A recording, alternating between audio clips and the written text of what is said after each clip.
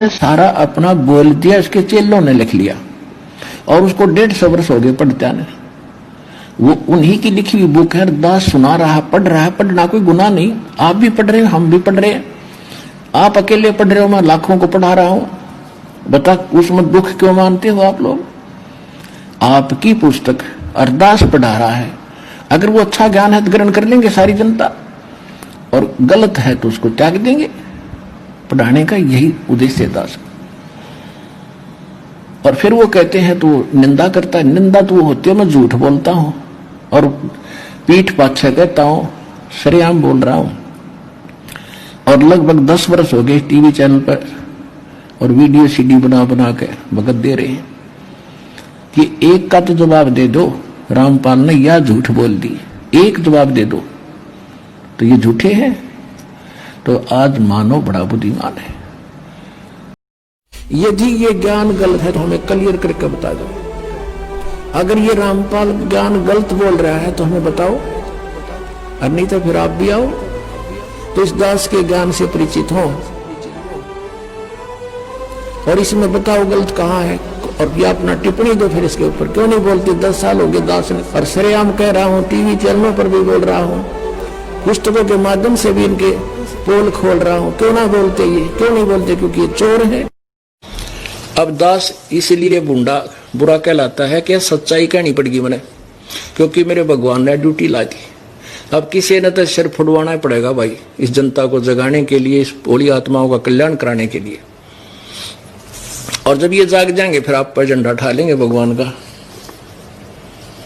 फिर ये आप पर होंगे ऊपर न मुंह करके, जो नकली आचार्य बने बैठे, गुरु बने बैठे हैं, इनकी दुकान बंद हो जाएंगी, ये छुपते फिरेंगे, कितने विदेश में जाकर बसेंगे, ढूंढे भी नहीं पाओगे। अपने अनुयायियों का सामना नहीं कर सकेंगे। एक दिन इतना ज्ञान युक्त कर दूंगा इन प्राणियों को। और ये इनकी रांद कटी है, गैर संसार जा गया। बात ये डाल रहे, झूठ बोलता है, क्या जाने वो। तब मैं तो नहीं जानता, पर अपने सदग्रंथ तो अपने सामने है, इन तो देख लो। पुण्यात्माओं, ये सदग्रंथ जो हैं ये इस दास के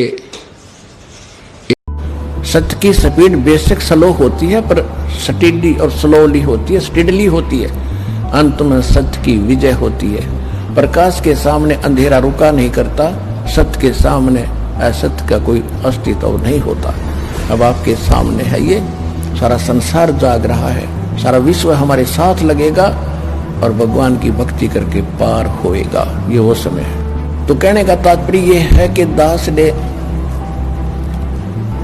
आप जी को वो अमर संदेश दिया है जो भगवान दिया करते थे 600 वर्ष पहले। उस समय हम अशिक्षित थे, हमारे पूर्वज अशिक्षित थे, भोले भाले श्रद्धालु थे, विश्वासी व्यक्ति थे।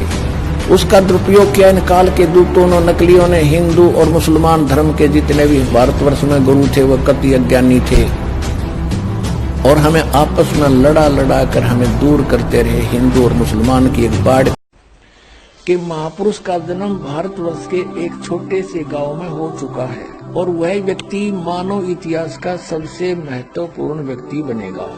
उसे जनता का इतना बड़ा समर्थन प्राप्त होगा कि आज तक किसी को नहीं मिला है।